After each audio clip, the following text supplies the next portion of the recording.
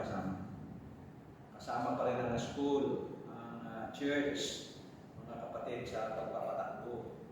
Although na nilipat natin ang responsibility, ay in a sense na naroon pa rin yung church na talaga aalalay sa pagsuporta ng ating pong paaralan. That's why ang gusto nga natin, kung sa kabilang panig naman ay talagang gusto nilang sumuporta, they should be a part of the church para yung church ang masama natin natin. Yung paaralan natin. Ano po?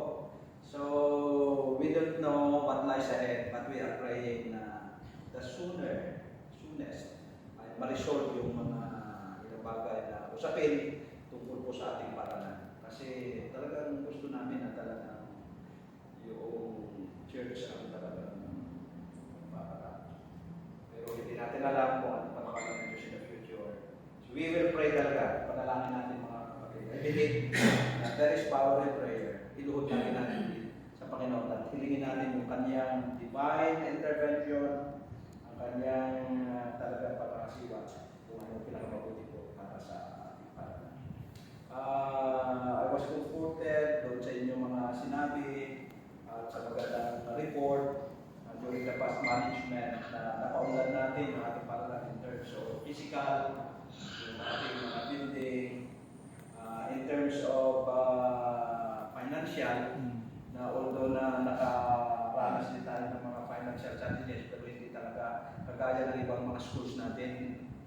Actually sa mga elementary schools natin dito sa South Central Conference, ang tingin ko ay 70% ng ating mga church schools ay nagdanas talaga ng financial constraints, challenges. Siguro maluluha kayo kapag ako bilang Pangulo, na dala ko na po yan yung mga church school na yan. Duro dinala ko na yan. That's my promise sa schools during the opening ceremony last January. I promise them that I will eat with you in your schools, I will visit you there, and I will pray for you there in your schools. At pinasimula ko sa Occidental Mindoro. I was there last March, February. Dito na lang sa mainland, hindi ko pala puntahan lahat. At ako po ay talagang nakakapagsakalagay ng ating mga schools. Kasi sa school na napunta ko dito sa Quezon, sa atin, Pastor, wala talaga kami school na.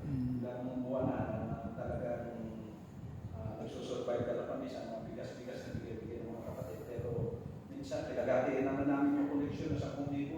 Ay kung apat sila pa, nagiging 2,000 para sila. Minsan, hindi pa kasi makakulit na sa mga financial challenges na kami.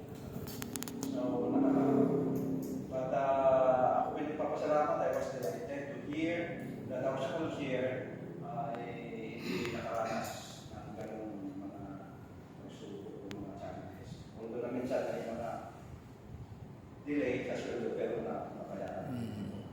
So, thank you, Atty.